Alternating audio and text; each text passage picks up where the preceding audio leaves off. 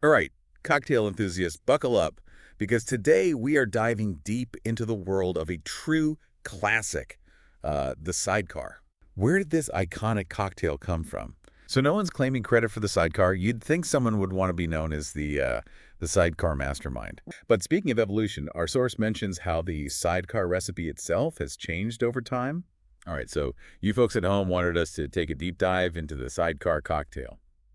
And let me tell you, its origin story is kind of a mystery, a delicious one, though. We've got a stack of cocktail books and articles here, some from way back, and everyone seems to have a different idea about where this iconic drink came from. Yeah, what's so interesting is that we're not just talking one or two claims, but a whole bunch of them from different countries and different times. It's like a cocktail puzzle. We're going to put the pieces together. So where do we even start with this? A fancy bar in Paris? A secret London club? Well, to really get the Sidecar story, we got to go back further, back to where American cocktails were born. New Orleans, before the Sidecar was even a thought, there was the Brandy Crusta, and some folks think it's like the Sidecar's great-great-granddaddy. Wait, so you're saying the Sidecar might have started in New Orleans? That's not what I've usually heard? Yeah, and that's what makes this deep dive so cool. The Brandy Crusta was created in the 1850s by Joseph Santini. He had this bar, Jewel of the South, and this drink, it was a big deal. Might have been the first cocktail ever to use citrus. Wow, cocktails before citrus. I never thought Oh. about that. That's wild. So how does this Brandy Crusta connect to the Sidecar? They seem pretty different. Well, there's this bartender's guide from 1862, How to Mix Drinks by Jerry Thomas.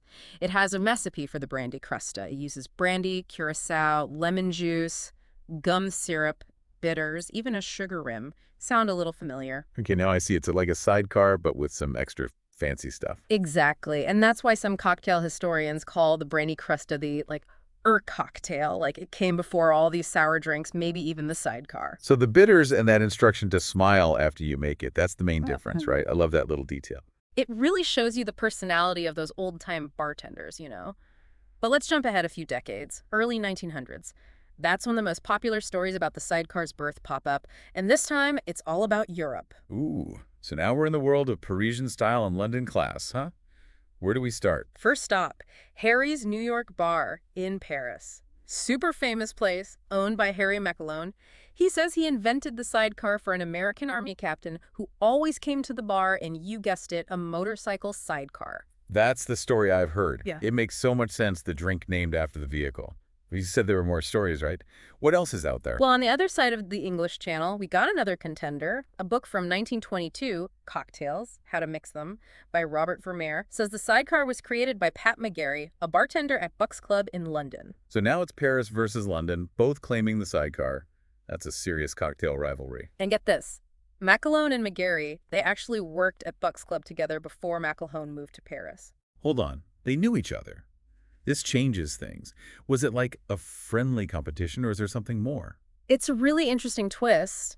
And to make it even weirder, in the early versions of his own cocktail book, Harry's ABC of Mixing Cocktails, McAlone said McGarry invented the Sidecar.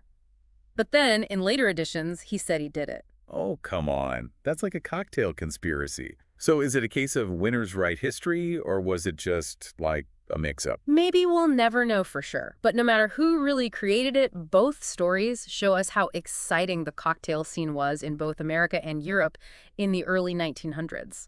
So we've got this drink, maybe born in New Orleans, though we've got Paris and London both saying, hey, we made that. But it ended up being a big deal in America, right? It's kind of weird how that happened. It is weird, yeah, and that's where Prohibition comes in. See, even though the Sidecar probably came from Europe, it seems like the recipe snuck into America during the 1920s. Got super popular in those speakeasies. So while everyone was supposed to be not drinking, the Sidecar was having a party.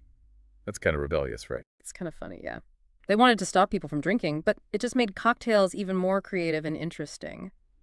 The Sidecar, with its fancy flavors but still balanced, it must have been like a little taste of something forbidden during those dry years. But the Sidecar isn't just about where it started or how it was popular during Prohibition. It's also about how it changed over time, right? It's not the same drink it used to be. Oh, yeah, absolutely. One big change was switching from brandy to Cognac. Like, a lot of those old recipes used brandy, but then Cognac became the go-to. Made the Sidecar fancier, more elegant. I could see how that'd make a difference. Yeah. Cognac's got a richer, more I don't know, complex flavor than brandy. Exactly. It adds depth, and you get those subtle hints of fruit and spice. Right. Makes the sidecar more interesting to drink, more layers to it. And speaking of layers, what about the orange liqueur? Seems like nobody can agree on which one's the real one for a sidecar. You're right. A lot of recipes today use Cointreau, but back then they probably used Curacao. It's not just what people like. It's about how those liqueurs work with the other stuff in the drink. So what's the difference in taste? Like Cointreau versus Curacao, what would I notice? Well, Cointreau, it gives you that bright, clean orange flavor. Curacao can be a little spicier, maybe a bit bitter, depends on which kind you use. So it's like choosing between a really bright citrusy sidecar or one that's like deeper, a bit mysterious. Interesting. What about the sugar rim? Is that necessary or just for looks? Ah, the sugar rim. That's another thing people argue about with the sidecar. Some people think it's a way of remembering the Brandy Crusta, old school classy. Others like it simpler, more modern, no extra sweetness. The two different ideas, right? Yeah. Respect the history or keep things modern. But that's what's cool about the sidecar, I guess. You can make it how you like it. Yeah, you got it.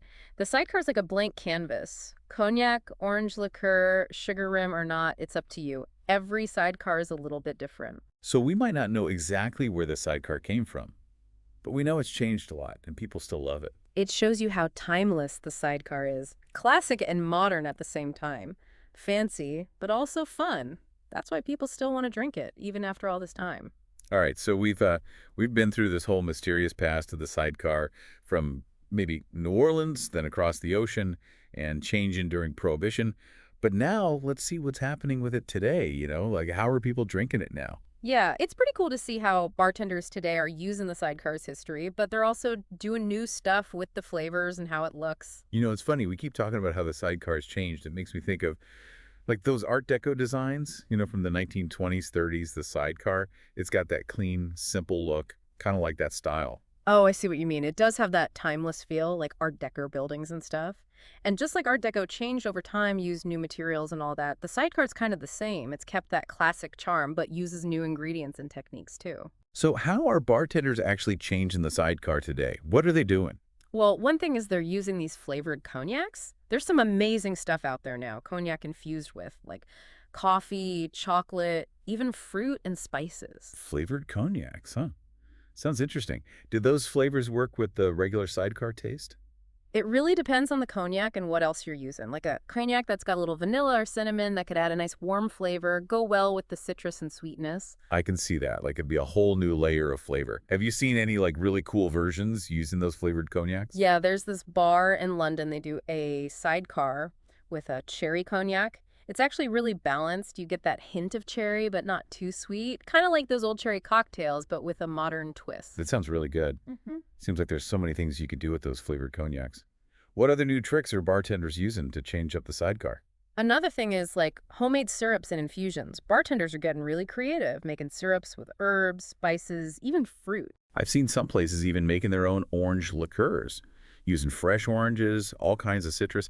It's like they're going back to basics, but with a modern twist. Exactly. Those homemade ingredients show that extra care and skill. It makes the whole experience better. It's wild to think that a drink this old can still inspire so much creativity. It really shows you how special the sidecar is. You're right. And some of these new versions are even helping us understand the sidecar's past better. Remember we talked about the Brandy Crusta, maybe the sidecar's ancestor? Well, some bartenders are adding things from the Brandy Crusta recipe into their sidecars, like bitters and even that sugar rim. So it's like they're connecting the old and the new, making a drink that respects the history, but also uses modern techniques and flavors. Yeah, it's a really cool mix of tradition and new ideas. And as we try these new sidecars, we get to understand how adaptable it is, how it changes with what people like. So as we finish up our deep dive into the sidecar, what's the biggest thing you think people should take away from all this? I think it's remembering that cocktails, they're not just drinks, they're like stories in a glass. Every cocktail has its own history, how it's changed, and what it means to people. And the sidecar, with its mysterious beginnings, traveling across the ocean and always being reinvented, it's a perfect example of that. It's a drink that makes you want to explore, try new things, and appreciate the art of making cocktails. Absolutely. So next time you have a sidecar, think about where it came from. Think about all the people who've made it over the years, from way back in New Orleans to the bartenders today who are coming up with all these crazy new flavors. And whether you like it the classic way or a new way, remember that the Sidecar is a special drink that deserves to be enjoyed and celebrated. Cheers to that. To the Sidecar, a drink with a past as interesting as its flavor and a future as bright as that citrus tang. And to all of you out there, keep exploring those cocktail menus, keep trying new things, and who knows, maybe you'll discover your own favorite version of the Sidecar.